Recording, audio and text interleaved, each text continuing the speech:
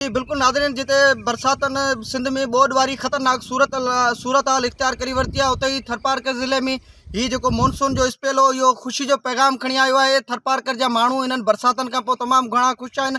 उन्हनि जो इहो चवणु आहे त हिननि बरसातनि सां असांजे फसल खे तमामु सुठो सहारो मिलियो आहे।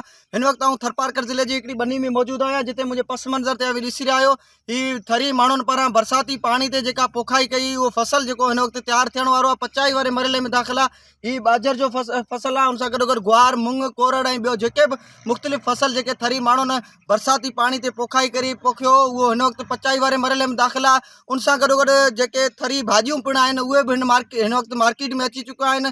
थरी जेके हारी पोरियत आहिनि, उहे भाॼियूं मार्केट में विकिरो करी पंहिंजे पेट जो गुज़र सफ़र करे रहिया आहिनि। उन सां गॾोगॾु थरपारकर ज़िले में जिते जिते पीअण जे पाणी जी खोट हुई, उहो हिन बरसातनि बैदि जेके टोभा तरायूं तार थी विया आहिनि, उहा पाणी जी खोट पिण ख़तमु थी वई आहे। उन सां गॾोगॾु चौपाए माल जे लाइ चारो पिण थी वियो आहे। हिन वक़्तु थर जा माण्हू तमामु घणा ख़ुशि आहिनि ऐं मुंहिंजे पस मंज़र ते अवी हर तरफ़ ख़ुशहाली जा मंज़र ॾिसी रहिया आहियो। हीअ बनियूं जेके थरी आबादकारनि आबाद कयूं हुयूं, हिन वक़्तु इहा जेको फसल पचाई वारे मरहले में दाख़िल थी वियो आहे। उन सां गॾोगॾु थरपारकर ज़िले जा जेके बि तफ़री माग आहिनि, जंहिंमें राणा सरतराई, मिठी जी गड्डी बिट, नगर पार्कर जे भालवा, भोडेसर ऐं ॿियूं जेके बि तफ़री माग आहिनि, उन्हनि ते हिन वक़्तु वॾा मेला मतल आहिनि। हर तरफ़ जेके माण्हू वॾे तइदाद में लुत्फ़ अंदोज़ थियण लाइ अची रहिया आहिनि।